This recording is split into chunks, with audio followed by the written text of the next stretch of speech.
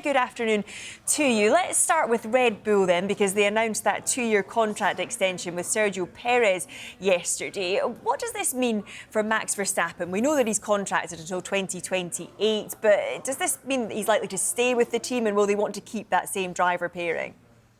I think this is a bit of an indication that Red Bull are keen to stabilise the team, and perhaps that is a way of holding on to Max.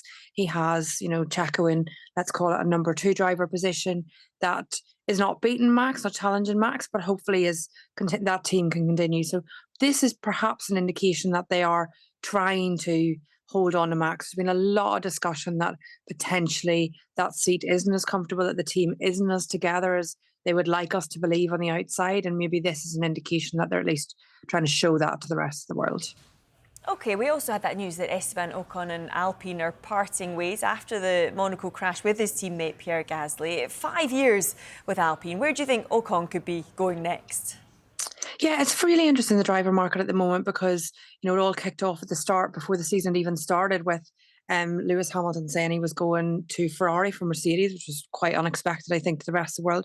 But the bottom half of the grid, there's actually a lot of seats up for grabs in those areas of the grid. There's a lot of connection potentially between Ocon and some of those seats that could come across. So I think there's a lot still to be tied down in particularly the lower half of the grid. As someone else that needs to be tied down, I guess, Carlos Sainz, because it seems he's being connected with lots of different moves. Is it any clearer where Sainz might end up? Yeah, well, there was obviously a lot of the initial discussion was around, the Audi deal that's coming for 2026 and potentially a seat there. Some discussions recently around Williams. I think, unfortunately, from Carlos Sainz's point of view, that the moment those top 3 teams, being Red Bull, Ferrari and McLaren, all have their driver pairing tied up. And that's going to look like some of the faster seats, at least at the moment in the championship, and we expect them to be the fastest seats next year, aren't available. So his options are starting to limit now. The Williams seat potentially promising, because the view in 2026, when we get new engine regs, that the Williams will become more of a challenge contender at that stage. But that is a very long-term view and would potentially mean that next year he's in a car that's quite difficult. And on the other hand, we've known for a while, of course, where Lewis Hamilton is heading, going to Ferrari. Is this a bit of a tricky time for Mercedes? Because they're going to be trying to balance this, not wanting to give him too much insight and information into their car as he's leaving to go to a competitor. How do they balance that?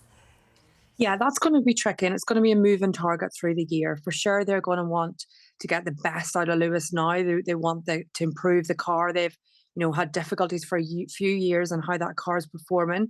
They're trying to get on top of that. They're trying to take those lessons forward. So they're still trying to get the most out of Lewis, both in points and in car development.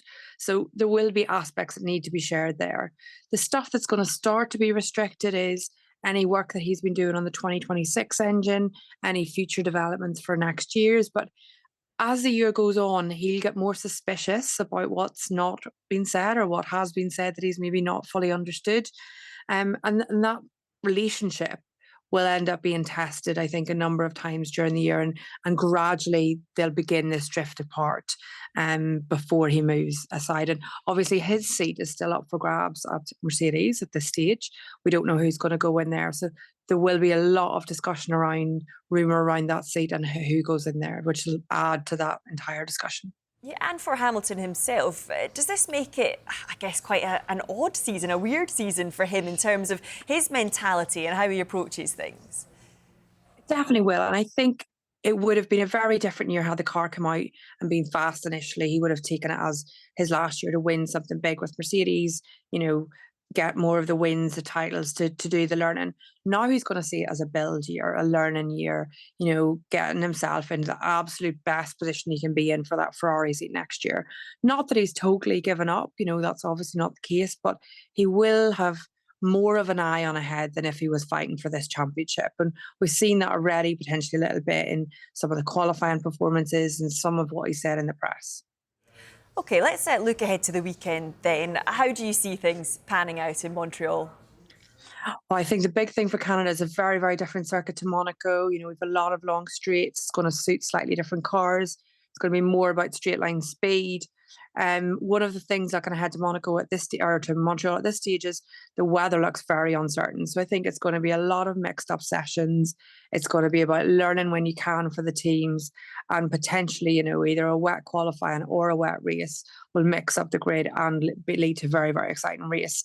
As well as that, in the last three races, we have seen the gap to Red Bull really closing now. We've seen Ferrari and McLaren both fit to take it to Red Bull at various points over the last few races.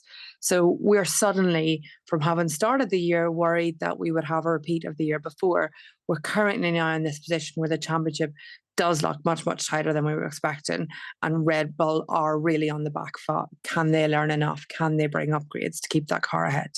And with everything you've said there, then, does this make this perhaps the most exciting that F1 has been in a couple of years?